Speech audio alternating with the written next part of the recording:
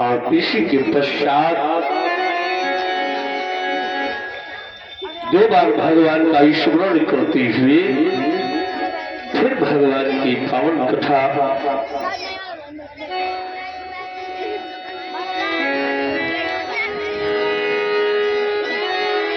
सीताराम बोलो। यही हमारे जीवन का आध्यात्मिक है। सीताराम बोलो सहारा मिलेगा, राधे श्याम बोलो किनारा मिलेगा। सीताराम बोलो सहारा, राधे श्याम बोलो किनारा मिलेगा।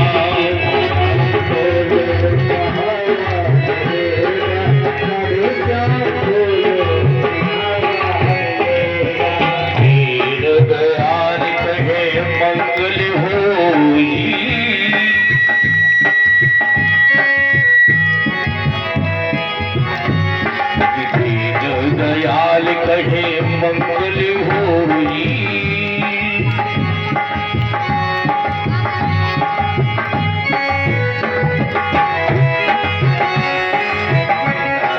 बोलो सहारा मिलेगा, राधे श्याम बोलो किनारा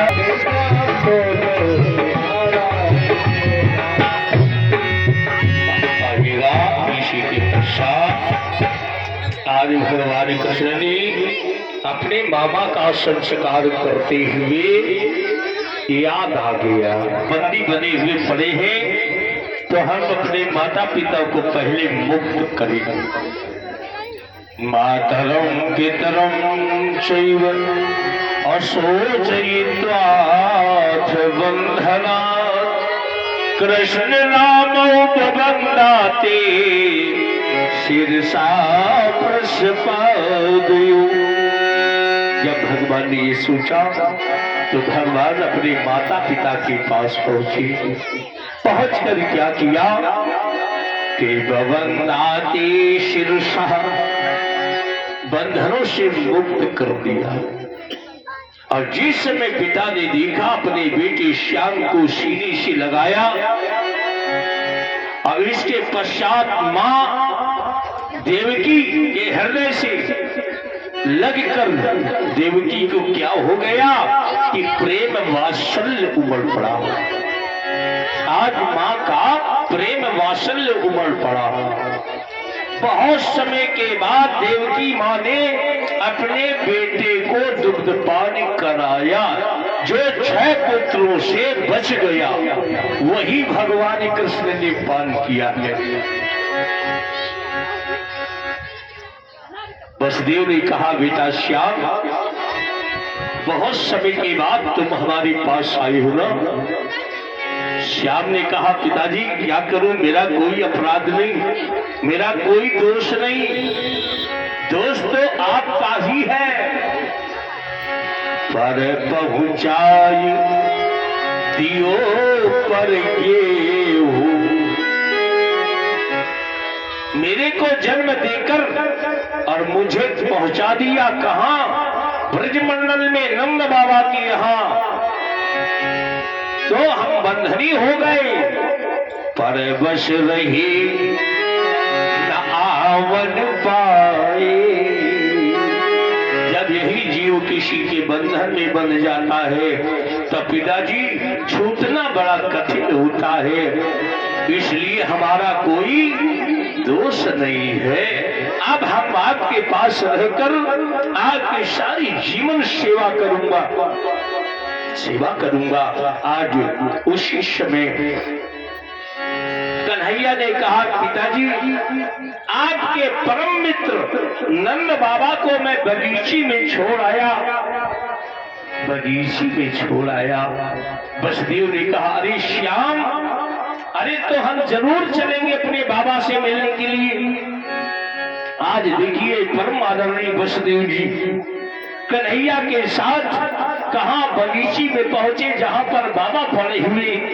वसुदेव जी ने जिस समय नंद बाबा को देखा, बाबा नंद ने वसुदेव को देखा आज दौड़े और सीने से सीने लगाकर और आदर के साथ कहां अपने महलों की ओर लाते हैं, कुशलता पूछते हैं, उनका सुख और दुख पूछते हैं। उसी समय आज कई वर्षों के बाद, कई दिनों के बाद बाबा ने कहा, कन्हैया क्या तुम चलोगे नहीं? परसों का वादा था, सारे लोग इंतजार कर रहे हैं और वर्षों का समय व्यतीत हो रहा है ना। कन्हैया ने कहा, बाबा मैं क्या बताऊं, अब हमारा चलने का मन नहीं कर रहा। बाबा ने कहा कि कन्हैया ये तो पहले मैं भी जानता था कि तुम लौटकर अब नहीं चलोगे हमारी साथ, लेकिन श्याम क्या बताऊं, मैंने सहारा किया था कि हमारा बुढ़ापा तुम्ही से पार होगा, लेकिन श्याम मैं तो समझ गया कि वृद्धावस्था अति कठिन। श्याम समझ रहा हूं श्याम तुम मुझे छोड़ दोगी, अगर तुम छोड़ दोगी श्याम तो ये सारा संसार मुझे छोड़ देगा। श्याम ने कहा, बाबा आप घबराओ नहीं, चिंता मत करो, तुम ब्रजमंडल जाकर के सारे लोगों को सांत्वना देना कि कुछ समय के बाद मैं जरूर आऊंगा, लेकिन प्यारे वो कन्हैया दोबारा लौटकर ब्रजमंडल नहीं गया। जब वसुदेव जी ने कुरुक्षेत्र में एक यज्ञ कराया था तो केवल 2 ही व्यक्ति कुरुक्षेत्र गए थे ब्रजमंडल से, बाबा और यशोदा। वहां पर जिस समय राउटी के अंदर पड़ा हुआ कन्हैया, मां यशोदा टहलती हुई जा रही तो यशोदा की भी निगाह पड़ गई, हमें लगता है कन्हैया मेरा यही है। कन्हैया ने सोचा कि मेरी मां यशोदा यही है, झट उठा, उठ करके अपनी मां यशोदा से मिलता है।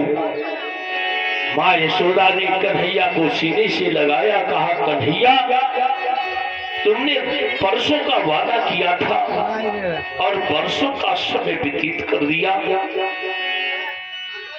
कन्हैया हमारे पूर्व जन्म के कुछ कर्म ऐसे थे जो आज हम तुम्हें दोबारा देख रही हैं। कन्हैया